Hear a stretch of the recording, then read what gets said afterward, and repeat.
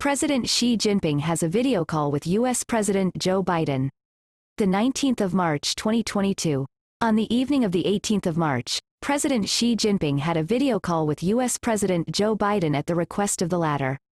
The two presidents had a candid and in-depth exchange of views on China-U.S. relations, the situation in Ukraine, and other issues of mutual interest. President Biden said that 50 years ago, the U.S. and China made the important choice of issuing the Shanghai Communiqué. 50 years on, the U.S.-China relationship has once again come to a critical time. How this relationship develops will shape the world in the 21st century. Biden reiterated that the U.S. does not seek a new Cold War with China. It does not aim to change China's system. The revitalization of its alliances is not targeted at China. The U.S. does not support Taiwan independence, and it has no intention to seek a conflict with China. The U.S. is ready to have candid dialogue and closer cooperation with China, stay committed to the One China policy, and effectively manage competition and disagreements to ensure the steady growth of the relationship.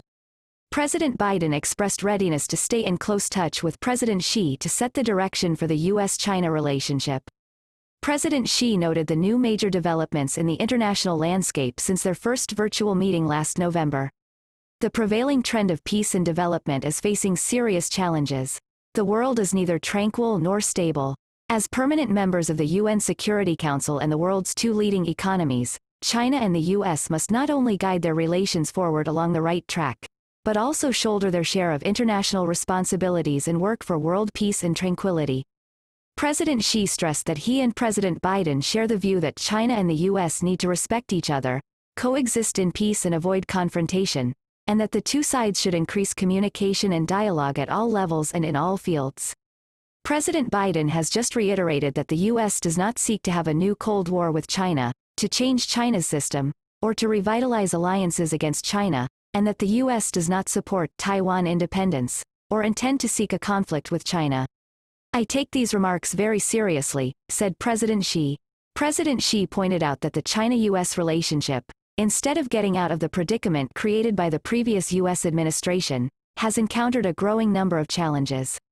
What's worth noting in particular is that some people in the U.S. have sent a wrong signal to Taiwan independence forces. This is very dangerous. Mishandling of the Taiwan question will have a disruptive impact on the bilateral ties. China hopes that the U.S. will give due attention to this issue. The direct cause for the current situation in the China-U.S. relationship is that some people on the U.S. side have not followed through on the important common understanding reached by the two presidents and have not acted on President Biden's positive statements. The U.S. has misperceived and miscalculated China's strategic intention. President Xi underscored that there have been and will continue to be differences between China and the U.S. What matters is to keep such differences under control. A steadily growing relationship is in the interest of both sides. The two sides exchanged views on the situation in Ukraine. President Biden expounded on the U.S. position, and expressed readiness for communication with China to prevent the situation from exacerbating. President Xi pointed out that China does not want to see the situation in Ukraine to come to this.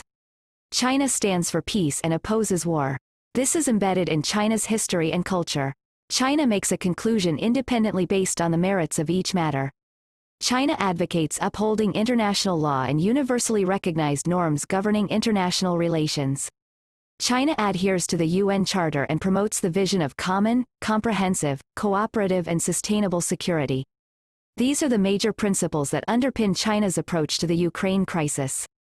China has put forward a 6-point initiative on the humanitarian situation in Ukraine, and is ready to provide further humanitarian assistance to Ukraine and other affected countries. All sides need to jointly support Russia and Ukraine in having dialogue and negotiation that will produce results and lead to peace.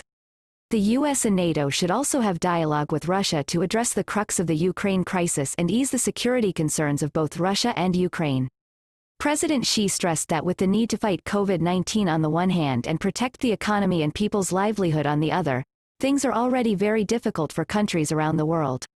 As leaders of major countries, we need to think about how to properly address global hotspot issues and, more importantly, keep in mind global stability and the work and life of billions of people. Sweeping and indiscriminate sanctions would only make the people suffer.